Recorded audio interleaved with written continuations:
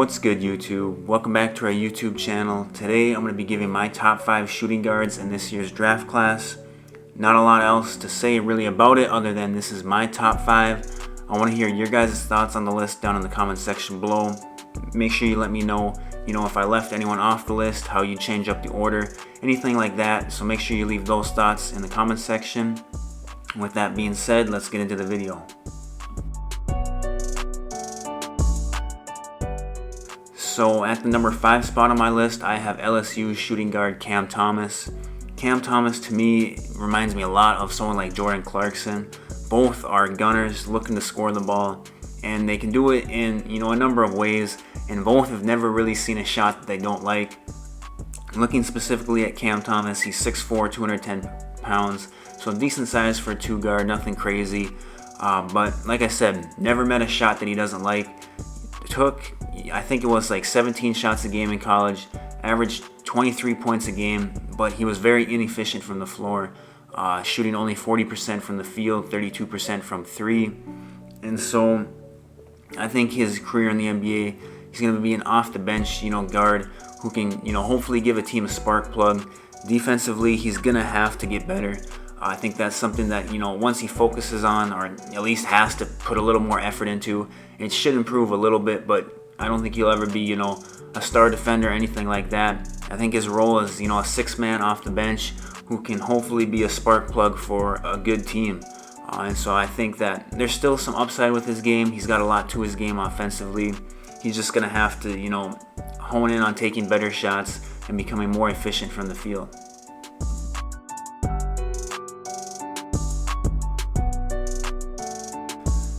At the number 4 spot on my list, I have UConn shooting guard James Bouknight. Bouknight is another one of these shooting guards who can score the ball with the best of them.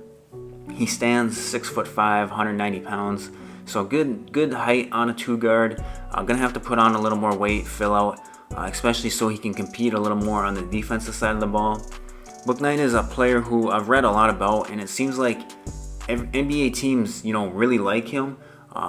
He seems like he's doing well at these workouts, but for some reason he keeps falling to that mid to late teen range, and so I'm guessing that's eventually where he's going to be picked.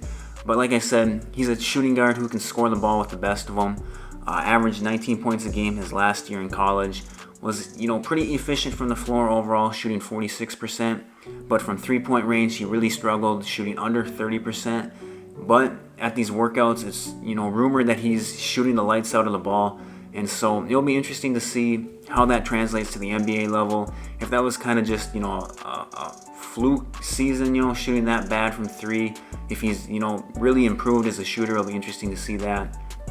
In terms of playmaking, he's gonna have to be a better playmaker, average more turnovers than he did assists per game. And so that's an area of his game that's going to have to improve. But overall, another player, like I said, that can score the ball and has, some potential to him. I think he can be a starting level player in this league. Potentially, if everything goes right, I think he's got a little bit of all-star potential to him. But it'll be interesting to see how his career develops. And I think going to the right spot is going to be important for him.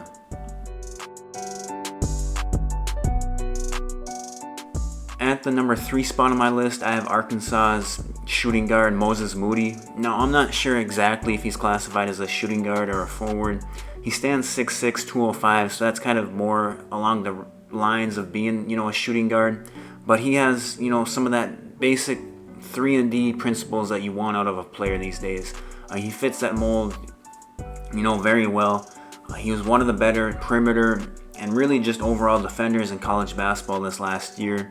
Showed the ability to, defend out on the perimeter, as well as, switch and be a player who can at least hold his own on switches on big guys at 6'6", 210. He has some ability to switch, 1 through 3, 4, in today's NBA and hold his own. And so, very valuable player on the defensive side of the ball. Offensively, he's a player who really is going to specialize in catch and shoot situations. I'm going to be a player who can, knock down open threes. He's got a really quick release. Never going to be really much of a player, I don't think, off the dribble doing much, but just one of those players who you want on your team. He's going to space the floor, he's going to play defense, and I think he just fits the modern day 2 guard very well. You put him alongside a guard who can, create his own shot, penetrate, dish. I think he's going to do very well, and I think he's one of the more, valuable players in, this year's draft, as he's just, like I said, a player who's going to be around for a long time and, is going to have a role in today's NBA, and I think that's really what you need.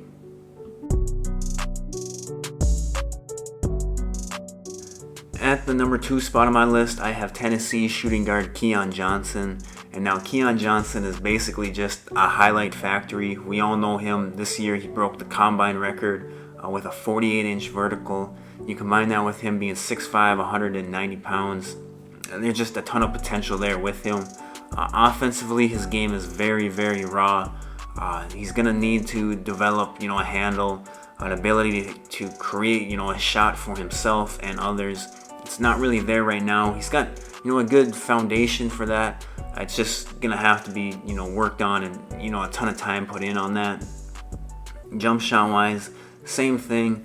Form doesn't look too bad, but, it's just going to take a lot of reps. He's going to have to get better at it. But like I said, offensively, you can't pass up on someone with his physical intangibles. You can't teach a 48-inch vertical. And so best, he's right now, going downhill, making plays, getting to the hoop, acrobatic finishes, big dunks, whatever it is, lob threat. That's really his offensive game right now at the moment. Defensively is probably where he's better at. He's a shot blocker at the shooting guard position. He can jump passing lanes, guard both guard spots very well. He's got length. And so defensively, I think, is where, he's going to make his money early in his NBA career. He's going to have to go to a team that's, willing to develop his offensive game, but a ton of potential there. If he puts it all together, could be a really scary player.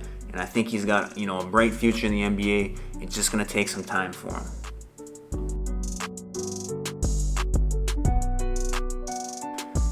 At the number 1 spot, not really a shocker to anyone, I got Jalen Green out of the G League. He's just really a complete offensive player, ton of skill, ton of athleticism, ton of potential. I've talked about him a ton on this channel, so I'm not going to, say too much about him now. But really a player who I think, as a rookie could easily average 20 points a game. And, I think, you can almost pencil him in as a 25 point per game guy throughout his NBA career. 3-level scorer, defensively he'll have to get better, gonna have to get better as a playmaker, but really can't ask for much more of a prospect. Like I said, probably a guaranteed 25, 30 point per game guy throughout his career. Wouldn't be shocked if he leads the league in scoring multiple times. That type of potential, that type of scorer, and like I said, every bit of an athlete that someone like Keon Johnson is. Elite athleticism, and so really hard to go wrong with him. So those are my, picks, our top 5 shooting guards, I guess you could say, for this year's draft. Leave your thoughts down in the comment section below. Make sure you hit the like and subscribe button, and I'll talk to you guys later.